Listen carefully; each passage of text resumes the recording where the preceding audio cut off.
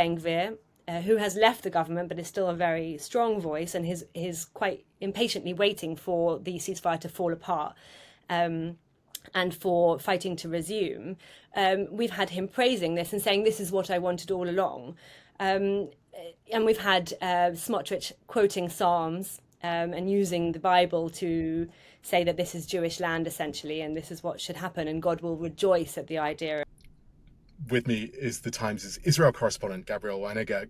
Gabrielle, you're reporting today on the prospect that Israel's military may be readying to help Palestinians to leave Gaza voluntarily. What's prompted this? Of course, this comes hot off the tails of the rather outlandish press conference that was held between President Trump and Benjamin Netanyahu last night in the White House on Wednesday night. Trump, of course, proposing that the US take over Gaza and, in fact, own it.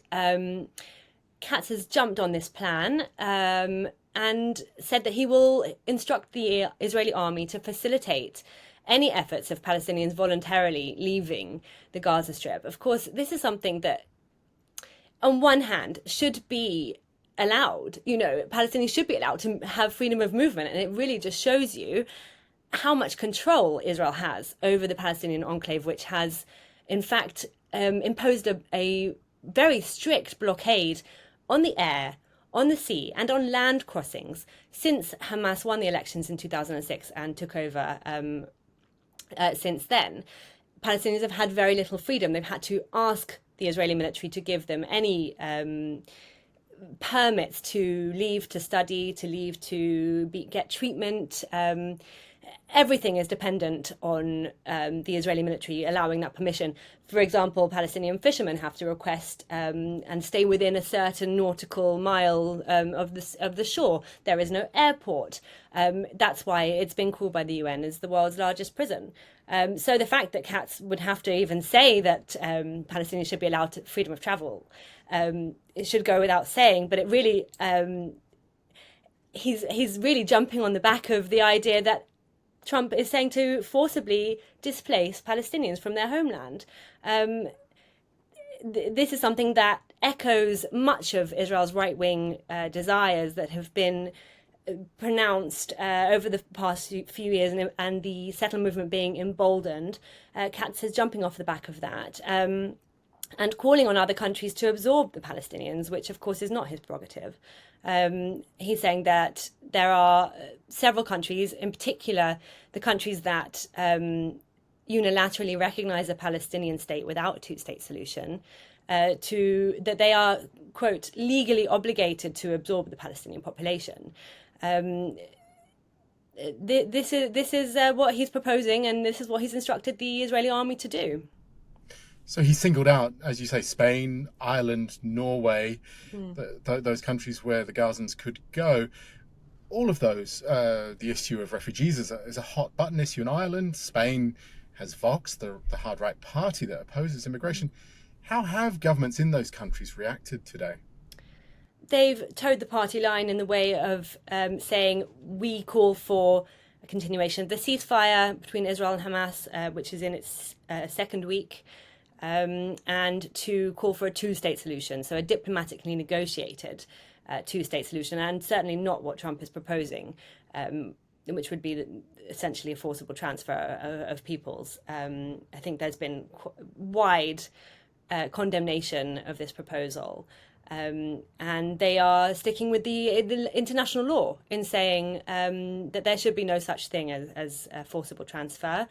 And any peace negotiation should be negotiated in a proper way to enable Palestinians the right to self-determination, the Jews the right to self-determination and safe borders on both sides, and for those wishes to be fulfilled for both the Palestinian people and the Jewish people in Israel.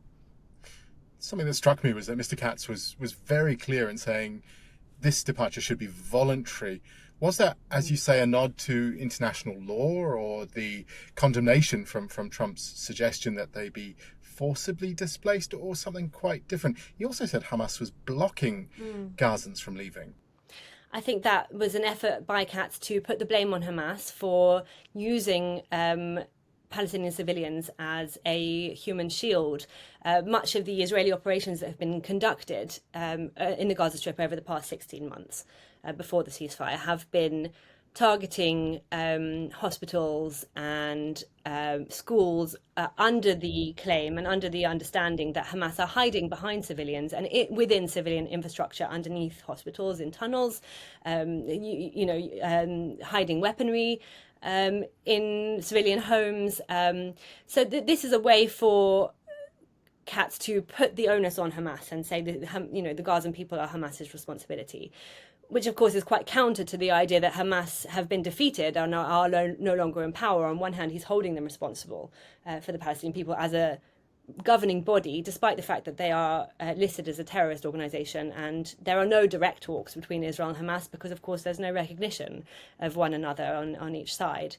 So it's a bit like trying to have his cake and eat it. On one hand, giving Hamas the power, and on the other hand, saying, well, Hamas isn't a body that we can negotiate with, or draw up any fair peace plan and post-war construction plan for Gaza in the future. Of course, there is absolutely no plan on the table for what's going to happen, or no plan that's been agreed upon, especially by Israel, for the post-war vision of the Gaza Strip. We've seen the White House, to some extent, rowing back on Mr. Trump's vision for what he sees as the Riviera of reconstructing Gaza.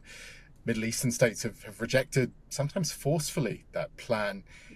How is Mr. Trump's vision being seen in Israel?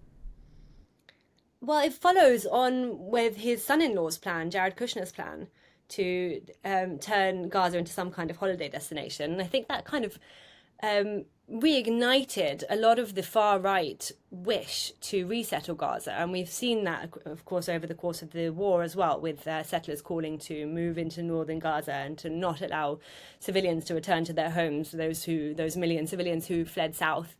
So it's really fueled the fire, I would say, and they have become very emboldened.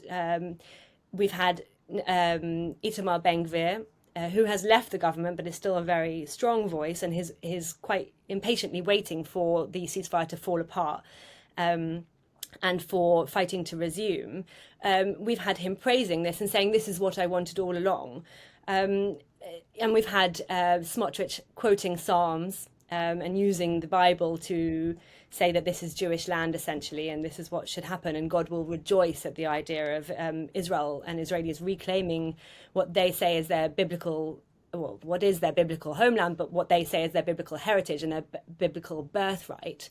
So this has certainly emboldened the Israeli right, and it's put a big damper on the potential for the ceasefire negotiations. There are other people saying, and experts who I spoke to today, who are saying that Trump has done this outlandish statement in order to ensure that the hostages are returned and that Netanyahu's coalition can actually stay together and ensure that the ceasefire is seen to its conclusion. Because, of course, we have 2 more phases to go of the ceasefire. It's nowhere near complete. There are still several dozens of hostages held in Hamas captivity. And this could be Trump's way of making that happen and keeping those right-wing elements of his party placated. But that being said, it's a very dangerous game if that's his tactic. Despite Ben-Gvir's hopes, that ceasefire seems to be holding on. Indeed, we're expecting more hostages to be released on Saturday. Qatar was notable in not reacting to Trump's plan at all. They say because negotiating that second phase you mentioned is more important. Where are we at with pushing through to the next phase? So that ceasefire is entering its second phase, which will see further hostages released, as you said. And the Prime Minister of Qatar is set to meet with Steve Witkoff, who is the advisor for Donald Trump, to ensure that all of that goes ahead. And negotiations have been going on throughout the last 2.5 weeks on logistics, on the practicalities of making things happen, on the continuation of, I don't want to say peace, but on the cessation of fighting, and to talk about the reconstruction of an absolutely devastated, war-torn Gaza. Israelis are very much hoping that this goes through. We're still seeing gatherings at Hostage Square in Tel Aviv. People do not feel satiated, or they don't feel like this has come to a conclusion until all of their hostages are home. And we see time and time again the beloved, the families of hostages going on press conferences and saying, we are so happy to have those who have been freed come home, but we are still waiting for the rest of them. Gabrielle, thank you. I'm really grateful for your time today.